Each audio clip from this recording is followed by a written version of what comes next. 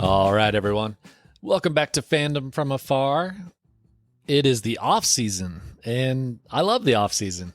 It's fun to think of all the possibilities for your team to either sign a big free agent or make a big trade. There's draft picks. It's kind of fun to think of all the possibilities just of how your team can improve and give you that hope for the upcoming season. So I think it's going to be fun. We're going to do an off-season preview for the Nuggets today. And there's a lot of possibilities. Some may be more realistic than others, but I thought we'd kind of dive in and review some of the off-season previews that I've seen from actual journalists and see what ideas they have and kind of what my preferences are of what the Nuggets do. So I think before we dive into all that, the Nuggets still need a general manager. So any of these possibilities, if they were to happen, usually it happens because a team has a general manager to accomplish those. So hopefully the Nuggets get one soon. From all the reporting, it seems like they're going to promote Ben Tenzer, who's been with the organization for a little while. He was the acting general manager once they fired Calvin Booth. And apparently he's a really smart kind of cap guy, but he's never been like an official general manager before, so it will be interesting to see how he handles trades and free agent signings and all that stuff. And it may be more so that he's getting hired because Josh Kroenke is the one that's actually involved. Or sorry, not involved, but in charge. And we'll go over that a little bit more later. But I think the holdup from what I've heard, both on DNVR and just other reporters, is that it's not so much the decision as whether they're going to hire Ben Tenzer or somebody else. It seems like maybe they're going to decide whether Ben Tenzer as the general manager will be kind of like the top of the organization right under Josh Kroenke, or if they're going to hire someone else to be like a president of basketball operations to be right above Ben Tenzer and in between him and Josh Kroenke. So I hope they do it soon. I want them to start kind of formulating a plan and be ready for this offseason. But yeah, we can only wait. So speaking of Josh Kroenke, he's had a couple press conferences so far this offseason, and he seems optimistic, which obviously I love. And he has mentioned internal development quite a bit, which could be good or bad depending on how they approach it. And what does that mean exactly? Well, we've seen the beginning already. They've internally hired David Adelman to be the next head coach, which, as I spoke about last time, I actually love. He showed promise just in the short time that he was the head coach last season. And truthfully, the fact that he got rid of quite a few of the assistant coaches that were also on Michael Malone's staff, I was encouraged by. I think a change is needed. And even though David Adelman was on the staff, I think he realizes that a change within the coaching staff is needed as well. And so I'm kind of excited to see how he shapes up his staff. And we'll have to see, like, if he gets kind of like the young geniuses, or if he gets former players, or if he gets old veteran coaches that have been around and seen everything. I'm actually pretty fascinated to see kind of how he shapes his staff. And obviously I mentioned the GM. I think that's going to be internal development as well. And then Josh Kroenke has mentioned internal development from the players as well. So obviously that can mean the young guys, starting with Christian Braun, Peyton Watson, Julian Strawther, but also Deron Holmes and Jalen Pickett, like guys that either were hurt and didn't get a lot of playing time, were in Michael Malone's doghouse, they didn't get a lot of playing time, or they really need to develop to prove that they can belong in the NBA. And so the young guys, if they are not involved in trades this offseason, there's a lot of room to develop. And if that's the Nuggets' only plan, then I'm going to be pretty disappointed in that. there's still some veterans that could see some development as well. Obviously, MPJ, been around a while. We kind of know what he is, but he's always had Michael Malone. And so you never know. A new system, a new coach could unlock him, and he could level up and be even more of an asset on offense. And you never know on defense as well. And the big one, obviously, is always going to be Jamal Murray. He has talent. It's whether he wants to put in the effort. And you never know. Maybe David Adelman will hold him more accountable than Michael Malone did. Maybe Josh Kroenke will hold him more accountable than in the past. And maybe they will say that Jamal needs to come into the season in shape. And maybe he needs to do something different to try and avoid some of these nagging injuries and carry more of the load during the regular season. So that could definitely be internal development. And so pretty much throughout Josh Kroenke's press conferences, you get the feeling that he is going to be more involved, and we're going to have to wait and see if whether that's a good or a bad thing. And I do like that he admits that something's got to change, but if we're just hoping that the players we already have are going to get better, I don't necessarily think that's the best plan moving forward. So other than internal development, what are other ways the Nuggets can improve? Well, normally there's the draft, but the Nuggets have 0 draft picks. And not only do we have 0 draft picks this year, we really don't have any draft picks for the foreseeable future that we can trade to get players or more draft picks or anything like that. We have one in 2031 that we're allowed to trade. And that could have some value because a lot of teams could look at that and be like, well, Jokic will be 35 by then. Like, what will the Nuggets look like? And so it does have some value. But as we discussed in the past, Calvin Booth's really pattern of obtaining players was just to throw a ton of draft picks at the trade to try and make it happen. And it really seems like we just really depleted all of our draft pick war chest to get players that didn't turn out to do too much for us. So hindsight's 2020, but that did not work out in our favor. There's possibilities that we could make a trade and get a draft pick this year. There's always the option of buying a second round pick. A lot of teams will just sell them for a couple million. I'm not sure how willing the Kroenkes would be willing to do that, or if there's a player that could help the Nuggets that would even make that worthwhile. So the draft may be pretty low key for the Nuggets this year. And that's okay. There's obviously other avenues to improve, including free agency. Now, free agency should be a little bit more active for the Nuggets, although they are very close to that dreaded second apron, which is scaring teams to death, basically. And so the Nuggets cannot sign big name free agents or really add much salary. So it's going to be a lot of minimum guys. And they also have the taxpayer exception, which, if you want to kind of get an idea of what level player that is, our last 2 exceptions that we've used would be guys like Reggie Jackson or Dario Saric. And so obviously Reggie had his moments, but we eventually had to trade him away and throw in 3 second-round picks just to get the Hornets to take him. And then Dario really was just stuck on the bench because he had such a disastrous 5 games at the beginning of the season and just kind of showed that he's no longer an NBA player. So minimum guys it is for the free agents. Now, there are some interesting names that we'll go over later. I think that could really help the Nuggets. And I don't know if that's necessarily a good thing. It just kind of shows you how much a lack of depth on our bench is a problem.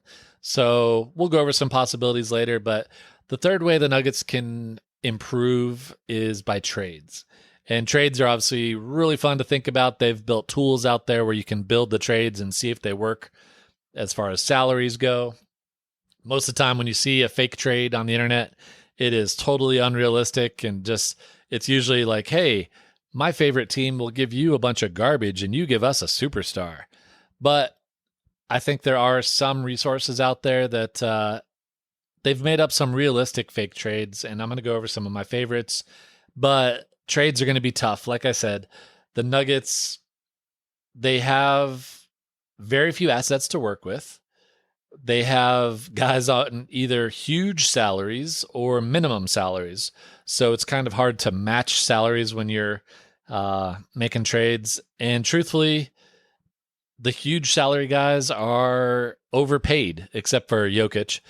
Like Jamal Murray, Michael Porter Jr., they probably should be on much lesser contracts. And so it's going to be hard to get any sort of value when trying to trade those guys to another team as well. Most likely we would be having to take back some other team's bad salary. And so that's going to be interesting. The young guys with lower salaries don't really have value because they have not been developed. So it's really kind of tough. And then to add injury to insult, injuries. A lot of our guys, either high paid or our young guys, have had injuries, which decreases their value as well. So if it's Ben Tenzer or whoever the new GM is, they are in for a difficult time trying to make a trade happen. So my hopes for the offseason, I'm going to kind of go over some scenarios. I mentioned there are some great resources out there. I'm going to try and include these in the show notes for this episode just because I really do think they're valuable to see what's realistic from someone that really spent time and kind of dug into what a realistic possibility is. And so those resources that I'm kind of basing these scenarios on are from Jake Coyne. He's known as Stats Squatch on Twitter. He puts out one of my favorite documents of the year. He really spends a lot of time creating just an amazing document. If you really want to get nerdy about the Nuggets offseason, this is the go-to document. And I'll try and include a link, but it's just every detail you could ever look for about the Nuggets and what's possible for the offseason. So Jake Coyne is the man. This document is amazing. Another link I'm going to put in is a really cool offseason preview that Sam Vecini did on his podcast called Game Theory. They are not Nuggets fans. They're not associated with the Nuggets in any way. And so I think it's great to get an outside perspective on maybe what the value is for some of the players and what other teams might be looking for as far as trades or anything like that. And so it's a short 30-minute episode, and I thought they did a great job of kind of breaking down where the Nuggets are at, and then even threw in a trade that we'll go over here in a little bit that I think could help the Nuggets. So obviously DNVR always has great coverage as well, but I really wanted to highlight those two resources as just an idea of where these scenarios are coming from. I did not want to take credit for them. These guys spent a lot of work creating those documents and those episodes, so I wanted to make sure to give them credit. So as we look at the Nuggets offseason, there's different groups of fans that kind of have different hopes and dreams for what's going to happen. There's the group that wants to just trade everyone. We need to just trade anyone not named Nikola Jokic and almost do a just restart, refresh everything because they viewed last year as such a disaster. There's another group that just says, we just need to trade MPJ or Jamal and just kind of give a soft reset. Like we just need to use resources like one of our two best players to give us a little bit more depth and break their big contracts up into little ones. And then there is the third group that thinks the Nuggets are close. We took the Thunder to 7 games, and all we need to do is just sign a few veteran guys to really fill out the bench, to take the place of the guys that really couldn't play this past year for us, and that will just give us that little extra depth. I have to say, I lean toward either the second or the third group. I love MPJ and I love Jamal because they brought us a championship, but I don't think I would be heartbroken if we were able to trade one of them for multiple players. And if the Nuggets decide to go with the third option and just sign some veterans to fill out the bench, I don't think I would be upset about that either. I think it really was a disaster bench last year. DeAndre Jordan had moments, but he's probably past where we need him to be to really provide backup center minutes. As we mentioned, Saric didn't provide anything. Vlatko was hurt or just stuck on the bench all season. Unfortunately, Deron Holmes, our first-round pick, was hurt all year.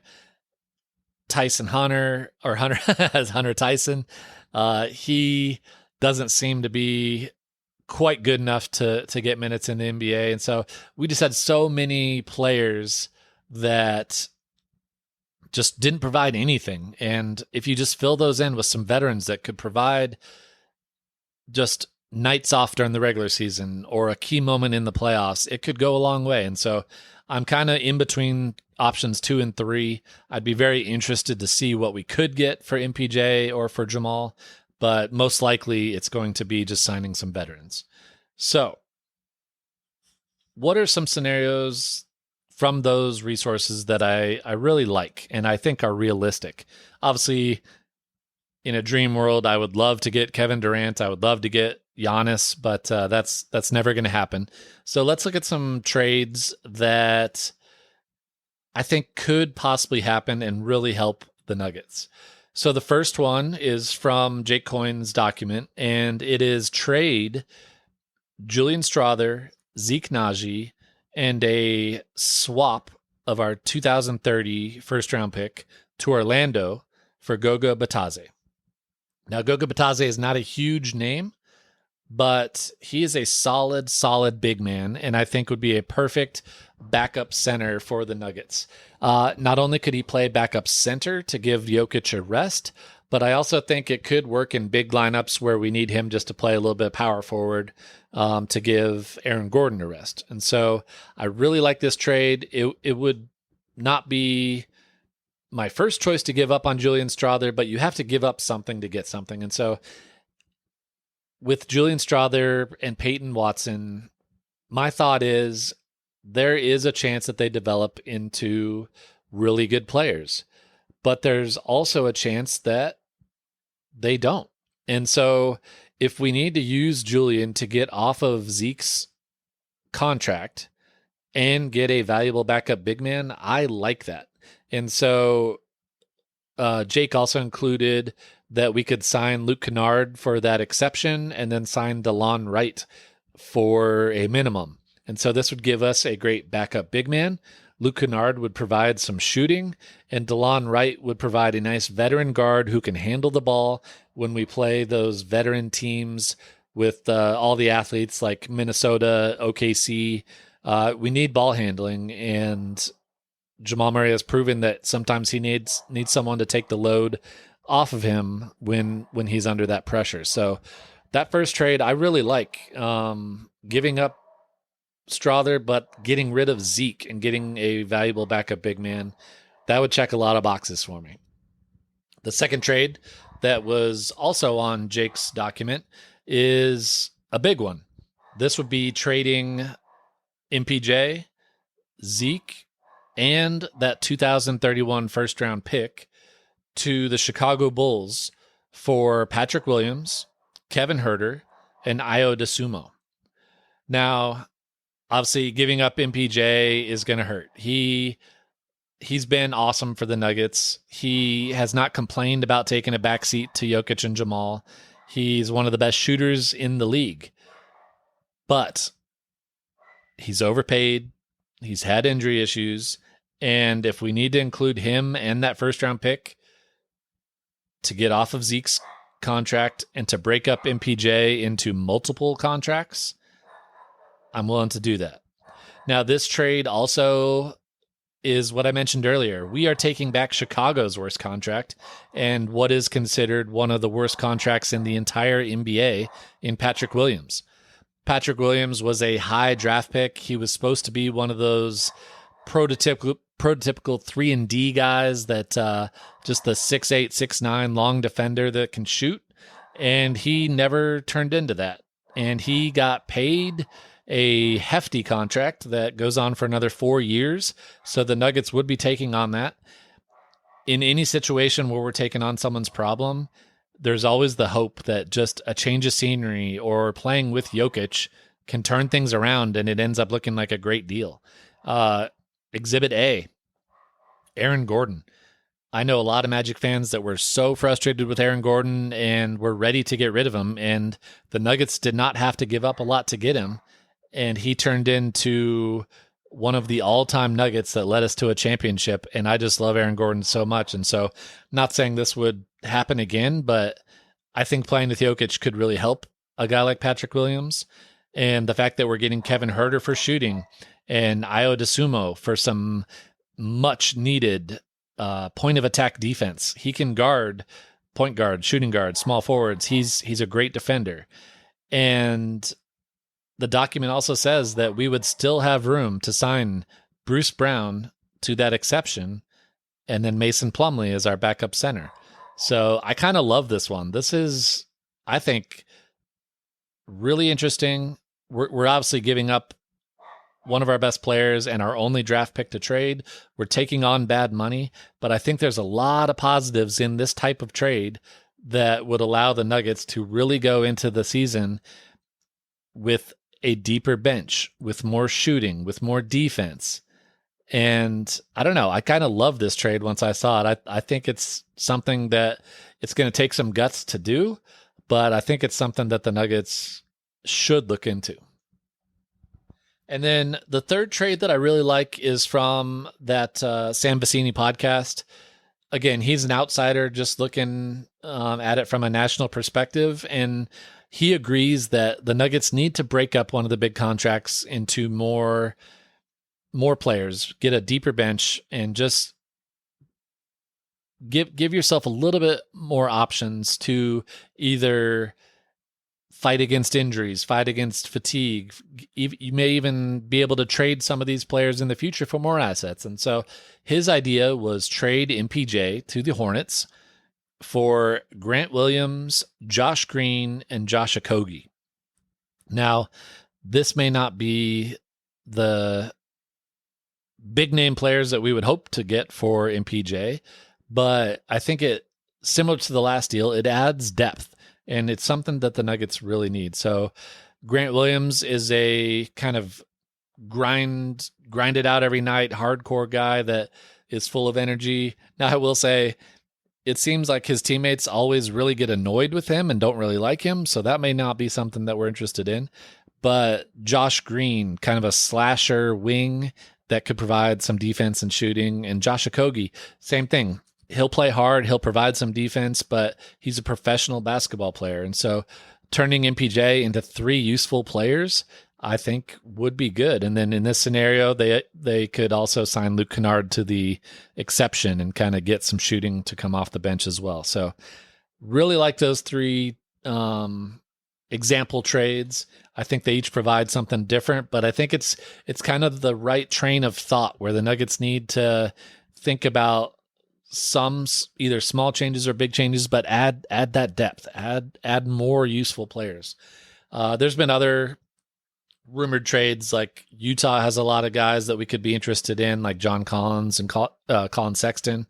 Toronto has a bunch of guys that we could really use. And then of course, Orlando.